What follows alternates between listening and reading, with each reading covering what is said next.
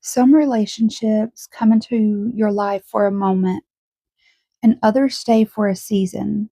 But every once in a while, you encounter someone whose presence changes your journey entirely. Not because of obligation, not because of convenience, but because something deeper connects you.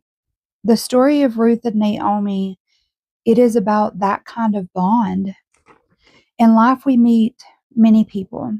Some relationships are easy, some are temporary, and some become difficult when circumstances change.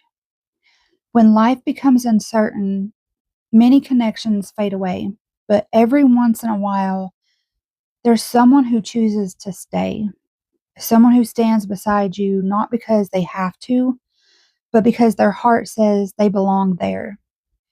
That kind of loyalty is rare. And the story of Ruth and Naomi really reminds us just how powerful it can be. In the biblical story, Naomi experiences deep loss. Her husband passes away, her sons pass away, and suddenly her future feels uncertain. She encourages her daughter in law to return to their own families, to start new lives. But Ruth makes a different choice. She stays. She says something profound. She says, "Where you go, I will go. Where you stay, I will stay." And in that moment, we see something powerful, a bond built not only on obligation, but on love and loyalty. So let's explore what the story really teaches us about our relationships and spiritual bonds. It really shows us that true loyalty is a choice. You see, Ruth wasn't required to stay with Naomi. She could have chosen the easier path. But loyalty isn't about what's easy, it's about what's meaningful. And real loyalty comes from the heart, not obligation.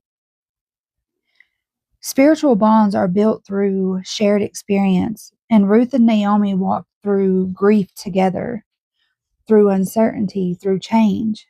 And sometimes the deepest connections in our lives are formed during the hardest seasons because shared experience creates understanding. You see, love shows up through action, and Ruth didn't just say she cared. She demonstrated it. She stayed. She supported Naomi. She worked to provide for them. And this is an important reminder that love isn't just words, it's what we do. You see, the right relationships support growth. And through Ruth's loyalty, both of their lives begin to transform.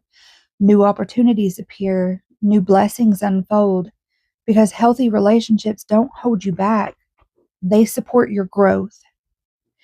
Spiritual bonds can shape your destiny. The connection between Ruth and Naomi eventually leads to something extraordinary. Ruth becomes part of the lineage that leads to King David, and this shows us something important. Sometimes the people we walk with play a role in our greater journey. So, how do we recognize these kinds of connections in our own life? Well, first, pay attention to the people who show up consistently during difficult seasons. And second, notice who encourages your growth rather than holding you back.